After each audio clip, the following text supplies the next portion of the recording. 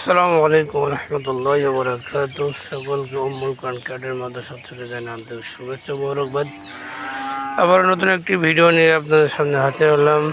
আল্লাহ তাআলার রিজিক যে অফুরন্ত, তার সীমা নাই, এই যে একটা প্রমাণ। আমি ঢাকাতে থাকা অবস্থায় আমার জাম কিনে খাইতাম 100-150 টাকা কেজি, কিন্তু আল্লাহ তাআলা যে বোনের মাদ্রাসার উঠিলে খাওয়াইছে এটা বলার বাহিরে।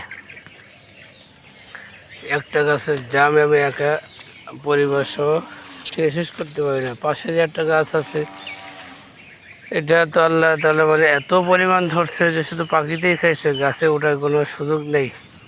গাছটা অনেক লম্বা এবং চেকুন গাছ।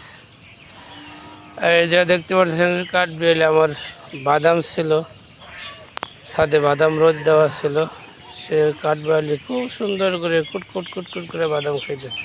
সকলের কাছে দোয়া চাই।